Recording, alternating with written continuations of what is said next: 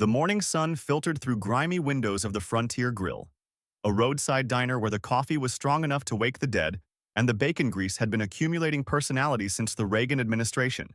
At a corner table sat Thomas Bear McKenna, 71 years old, his weathered hands steady as granite as he cut his eggs into precise squares. The wheelchair he occupied was government issue, functional, not fashionable, but the man in it carried himself with the bearing of someone who'd never learned to surrender.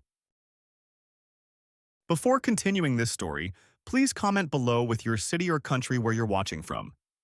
Your feedback inspires us to do better. Earlier that morning, Bear had quietly paid for breakfast for a young mother and her two children who were counting change at the register, their travel-worn clothes and nervous glances telling a story he recognized from his own childhood. "On me," he'd told the cashier with a voice that brooked no argument, slipping her 220s with the practiced discretion of a man who'd learned that dignity was sometimes more valuable than cash. The woman had tears in her eyes when she thanked him, and Bear had simply nodded, understanding that sometimes the best kindness was the kind that didn't require a speech. But kindness, as Bear had learned in 71 hard years, was often mistaken for weakness by people who'd never been tested by life's sharper edges. The diner's door exploded open with enough force to rattle the coffee cups, admitting 6 men who entered like a plague of locusts in leather jackets. The Iron Wolves, a motorcycle club that confused volume with authority and mistook intimidation for respect. Their leader, a hulking specimen named Diesel Morrison who'd earned his nickname through excessive consumption of truck stop stimulants rather than mechanical expertise, surveyed the room like a conquering general. "Morning, folks," Diesel announced with the kind of fake friendliness that masked genuine malice. "Hope everyone's ready for some excitement." The diner's other patrons, a farmer reading crop reports, 2 truck drivers arguing about routes, an elderly couple sharing a waffle, all found sudden fascination with their plates. The waitress, a middle-aged woman named Helen who'd been serving coffee and wisdom in equal measure for 30 years, tightened her grip on the coffee pot like it might become a weapon. But Bear McKenna kept eating his eggs, cutting them with the same methodical precision he'd maintained through 3 wars and 47 years of military service. He'd seen worse than 6 drunk bikers before his morning coffee. Hell, he'd been worse than 6 drunk bikers before his first cup of coffee. "Hey, Wheels," Diesel called out, his voice carrying the particular nastiness of someone who'd peaked in high school and spent the subsequent decades in decline. "You got a staring problem, old man?" Bear looked up from his breakfast, his pale blue eyes meeting Diesel's bloodshot gaze with the kind of calm that came from having nothing left to prove. He'd stared down enemy snipers, interrogated captured terrorists, and negotiated with warlords who made these weekend warriors look like choir boys. "Just eating my breakfast," Bear replied, his voice carrying the flat neutrality of someone who'd learned that the most dangerous words were often the quietest ones. Diesel swaggered across the diner, his boots making enough noise for a marching band, followed by his pack of followers who mistook proximity to violence for courage. They surrounded Bear's table like buzzards around roadkill, their leather jackets creaking with manufactured menace. "You know what I think?" Diesel continued, leaning down until his beer breath washed over Bear like a toxic fog. "I think you've been living too easy, getting handouts from Uncle Sam while real Americans work for a living." The irony wasn't lost on Bear, being lectured about work by someone whose primary occupation involved intimidating civilians and whose most demanding physical activity was kickstarting a motorcycle. But he'd learned long ago that explaining irony to idiots was like teaching philosophy to goldfish. Possible in theory, futile in practice. "Eat your breakfast, friend," Bear said quietly, never taking his eyes off Diesel's face. Everybody's got to eat. But Diesel Morrison hadn't built his reputation, such as it was, on reasonable discourse and mutual respect. He'd built it on being bigger, louder, and more aggressive than the people around him, a strategy that worked surprisingly well in a world where most folks just wanted to get through their day without drama. "Don't you friend me, cripple," Diesel snarled, his hand shooting out to grab the front of Bear's flannel shirt. The fabric was old but well-maintained, the kind of shirt that had seen honest work and honest wear. The grab was meant to intimidate, to establish dominance, to show everyone in the diner who was in charge. Instead, it accomplished something Diesel hadn't anticipated. RIIIIP. The sound of tearing fabric cut through the diner's tense silence like a knife through silk. The shirt's front panel separated, revealing Bear McKenna's chest, and with it, a story written in black ink that made the temperature in the room drop 10 degrees. Centered over Bear's heart was a tattoo that belonged in a museum of military history. A black dagger, its blade pointing downward, surrounded by a trident and eagle that marked its owner as one of the most elite warriors America had ever produced. Below the dagger, etched in numbers so clean they might have been carved yesterday, was the figure 347. The Iron Wolves burst into laughter, the kind of forced, manic laughter that people use to fill spaces where silence becomes uncomfortable. "Holy shit!" wheezed one of Diesel's lieutenants, a scrawny tweaker named Spider, who'd earned his nickname through his resemblance to an insect that had been stepped on but kept moving. "Look at Grandpa's prison tats." "Nice artwork, old man," Diesel jeered, though something in his voice had shifted, a note of uncertainty that he tried to mask with increased aggression. "What's that number supposed to be? Your social security?" Bear McKenna looked up at the 6 men surrounding his table, his expression unchanged, his voice carrying the same flat calm it had maintained throughout the encounter. "That number," he said, each word dropping into the silence like a stone into still water, "is my confirmed kill count." The laughter stopped as if someone had thrown a switch. Bear continued, his eyes never leaving Diesel's face, his voice never rising above conversational level. "That dagger is the mark of Naval Special Warfare Group 1, SEAL Team 6. And every one of those 347 marks represents someone who made the mistake of thinking they were tougher than they actually were." The silence that followed was profound and complete. Even the coffee pot had stopped percolating, as if the machine itself was holding its breath. In the corner booth, a man who'd been quietly working on his laptop looked up from his screen. Deputy U.S. Marshal Jake Reaper Collins had been tracking a fugitive through 3 states when he'd stopped for coffee and found himself witnessing something extraordinary. More importantly, he'd recognized the tattoo on Bear's chest, not from pictures or stories, but from classified briefings about America's most decorated special operations personnel. Bear McKenna wasn't just a veteran. He was a legend. Collins reached for his secure satellite phone, a piece of equipment that existed outside normal communication networks and connected directly to people who didn't officially exist. His fingers moved quickly across the keypad, sending a message that would change the trajectory of everyone's day. Priority. Alert, SEAL Team. 6 Original. Call sign Bear. Location. Frontier Grill. Highway 287. Civilians threatening. Immediate response required. The response came back in less than 30 seconds. En route. ETA 15 minutes. Maintain Overwatch. Back at Bear's table, Diesel Morrison was struggling with a reality that didn't match his preconceptions. The old man in the wheelchair, the disabled veteran he'd planned to humiliate for the amusement of his followers, was claiming to be one of America's most lethal warriors. "You're full of shit," Diesel said, but his voice lacked its earlier conviction. "Old man in a wheelchair talking about killing people. You probably got that tattoo in prison." Bear McKenna smiled for the first time since the bikers had entered the diner. It wasn't a pleasant expression, more like what a shark might manage if it had learned to appreciate irony. "Son," Bear said, his voice carrying a note of almost paternal disappointment, "I've killed enemy combatants in 17 different countries, using everything from sniper rifles to bare hands to improvised explosives made from fertilizer and diesel. Fuel. I've eliminated terrorist cells, destroyed enemy infrastructure, and extracted American hostages from places so classified that admitting they exist would start international incidents." He paused, taking a sip of his coffee as if discussing the weather. "The wheelchair isn't from age or accident. It's from an IED in Afghanistan when I was covering the extraction of a captured CIA operative. The blast took my legs, but I kept shooting until the birds were in the air. Got a Navy Cross for that one, though most of the details are still classified."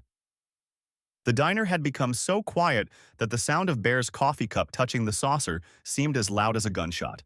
"Now," Bear continued, "you boys can apologize for your behavior and leave quietly. Or we can continue this conversation until people arrive who are a lot less patient than I am. Diesel Morrison was many things. Loud, aggressive, chemically enhanced, and not particularly bright, but he wasn't entirely stupid. Something in the old man's voice, in those pale blue eyes, in the absolute confidence with which he spoke about killing people, had penetrated even Diesel's beer and amphetamine-addled consciousness. But pride is a powerful drug, especially when mixed with alcohol and an audience of equally stupid followers. "You think you're scary because you've got some ink?" Diesel snarled, though he took a half-step back from Bear's wheelchair. "You're a crippled old man talking tough. What are you gonna do? Run me over?"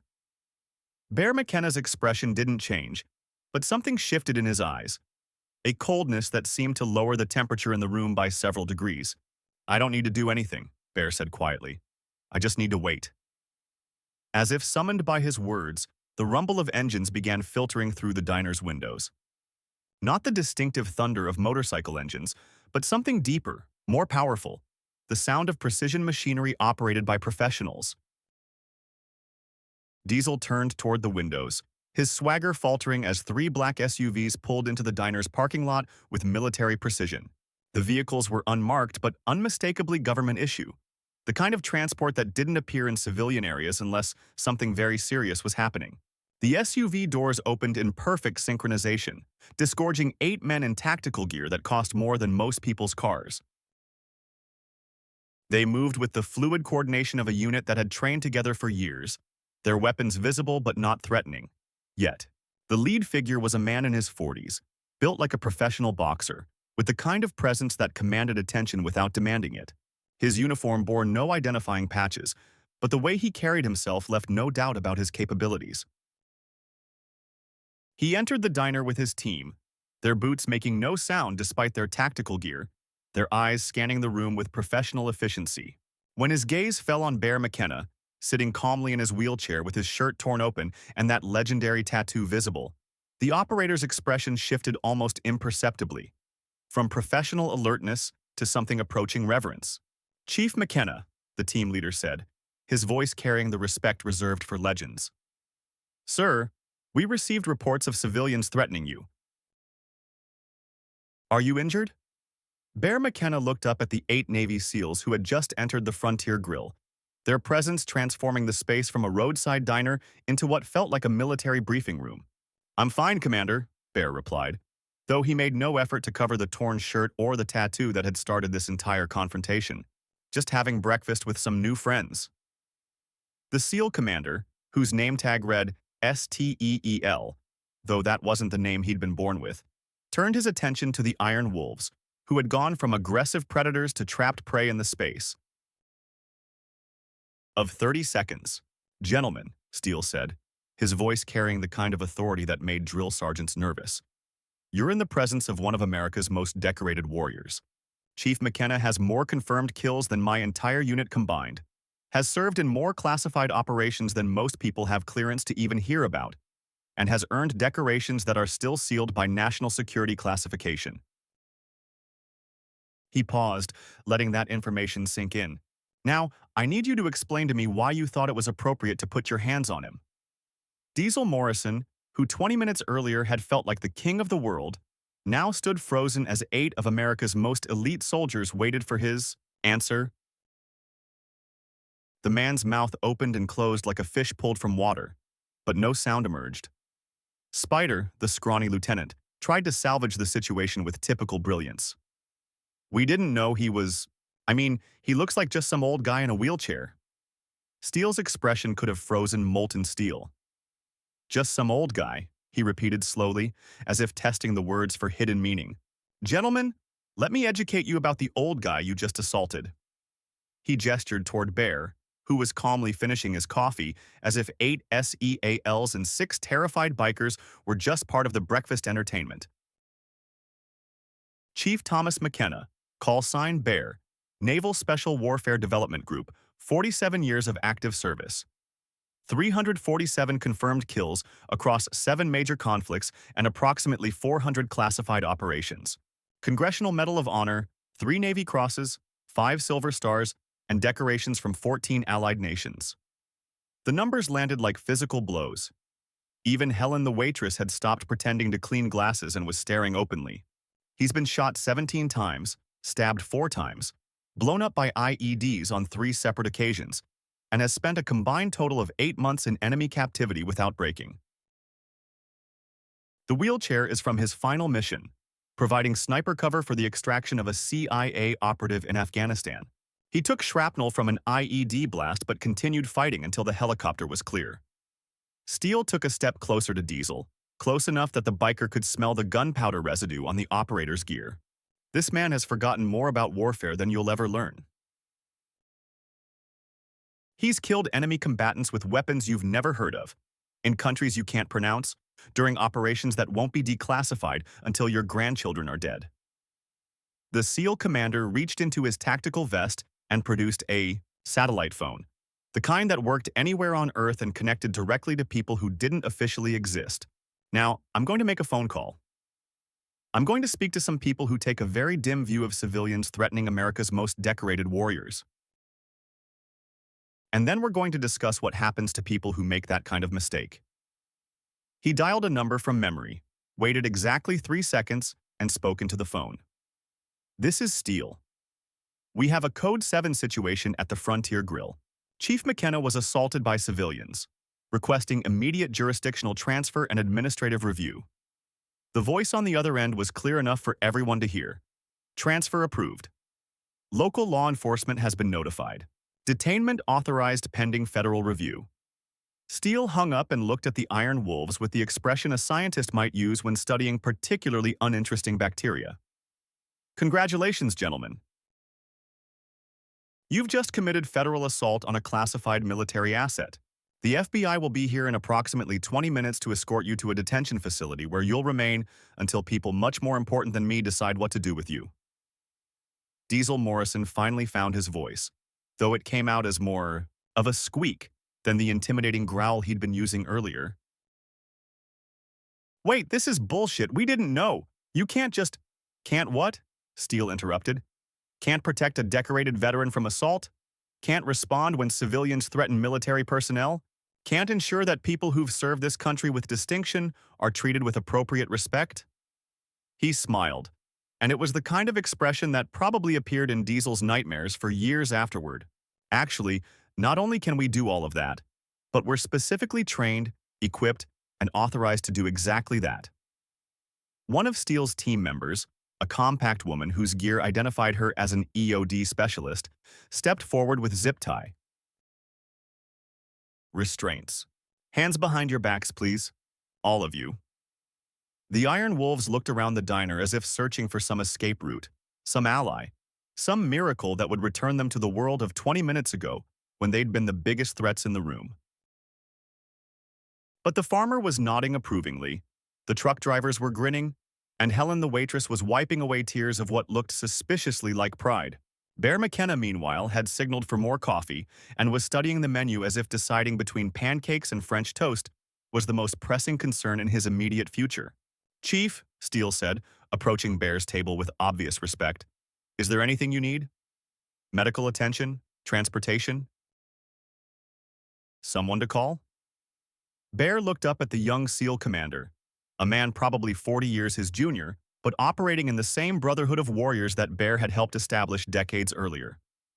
I'm fine, son, though I appreciate you boys showing up. Been a while since I had this much backup for breakfast. Steele smiled, a real smile this time, not the predatory expression he'd shown the bikers. Sir, it's an honor. Most of us grew up hearing stories about your operations.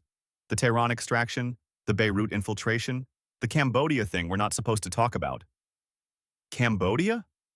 Bear's eyes twinkled with something that might have been amusement. Son, if you've heard stories about Cambodia, you've got a higher clearance level than I thought. As federal agents arrived and the Iron Wolves were escorted to a future that didn't include motorcycle rallies or roadside intimidation, the diner gradually returned to its normal rhythm. The farmer went back to his crop reports, the truck drivers resumed their route argument, and the elderly couple finished their waffle. But something had changed. The other patrons kept glancing at Bear's table, not with curiosity or pity, but with the kind of respect usually reserved for monuments and national holidays. Helen approached with a fresh pot of coffee and a slice of apple pie that Bear hadn't ordered.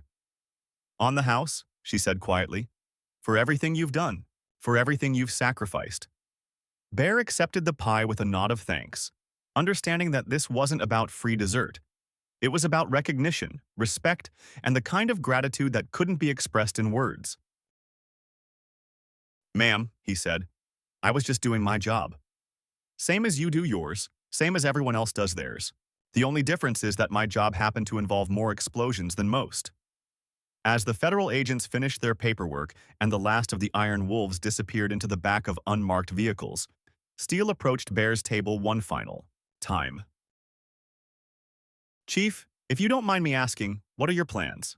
Where are you headed?" Bear McKenna looked out the window at the highway stretching toward the horizon, at the endless possibilities that existed beyond the limits of small towns and breakfast diners. "Nowhere special," he said. "Just seeing the country I spent 47 years protecting. Turns out it's worth the trip." Steele nodded, understanding something that couldn't be taught in any military training program, that some journeys were about more than destinations. "If you ever need anything, Chief, anything at all, you have my number, and the number of every other operator in the community. We take care of our own." "I know you do, son. That's what makes us different from them." After the SEALs departed and the diner returned to its normal operation, Bear McKenna sat quietly finishing his pie and watching the world through windows that had seen too much drama for one morning. The torn shirt had been replaced with a clean one from his travel bag, but the tattoo remained, a permanent reminder of who he was and what he'd accomplished.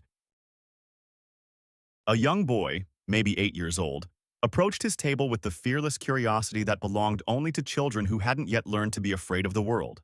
"Mister," the boy said, "are you really a Navy SEAL?" Bear looked down at the child, at the honest curiosity in his eyes, at the innocence that Bear and thousands of others had spent their careers protecting. "I was," Bear said gently, "a long time ago."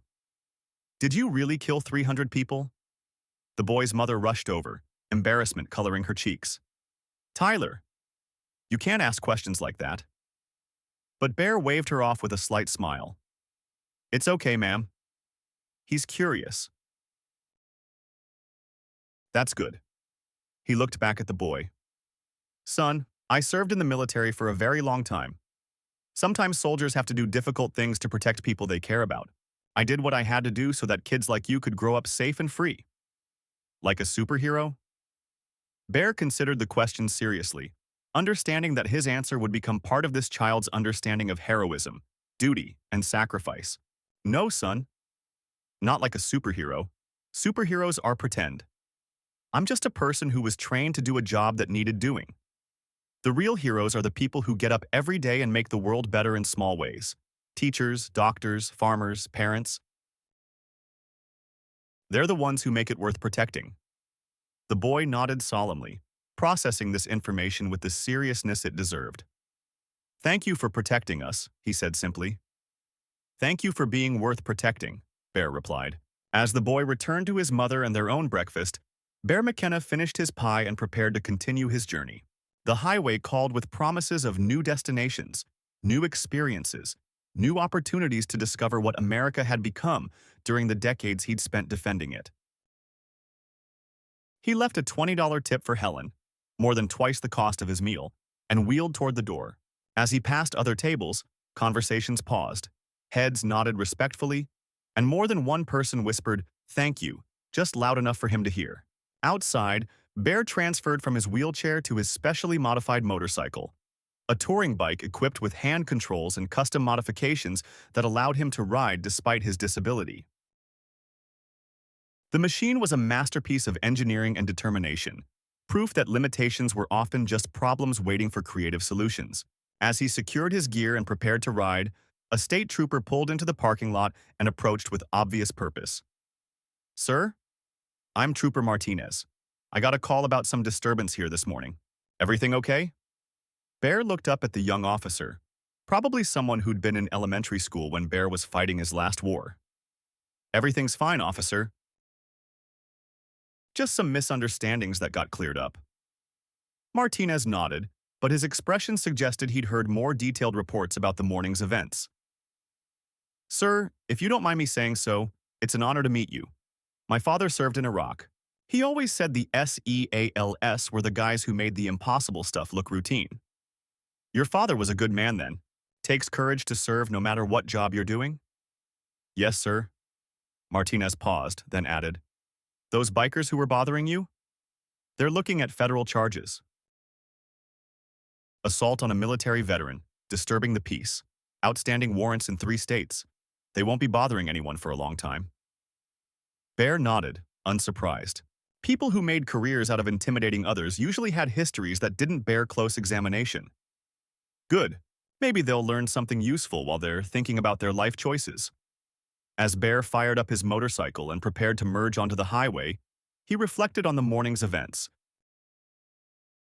The Iron Wolves had seen an old man in a wheelchair and assumed weakness. The SEALs had seen the tattoo and understood its significance. The difference wasn't just in military training. It was in understanding that strength came in many forms and that judging people by appearances was usually a mistake. The road stretched ahead, full of possibilities and destinations unknown. Bear McKenna had spent 4 decades defending America's freedom. Now he was finally taking the time to experience what he'd been protecting: the small towns, the good people, the simple pleasures of a country worth fighting for. Behind him, the Frontier Grill returned to its normal routine, but the story of the morning would be told and retold for years to come.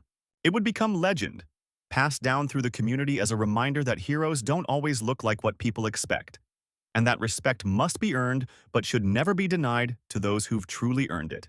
And somewhere on Highway 287, a decorated warrior rode toward his next destination, carrying with him the knowledge that he'd served his country well, that his sacrifices had meaning, and that America was still full of people worth protecting, even if some of them needed occasional reminders about showing proper respect to those who'd done the protecting. The morning sun climbed higher, burning off the last of the desert chill, as Bear McKenna disappeared into the distance. Just another traveler on the American highway, carrying stories that would never be fully told and honors that would never be fully understood by those who'd never faced the darkness he'd conquered in service to the light. Some legends, after all, were meant to be lived rather than just remembered.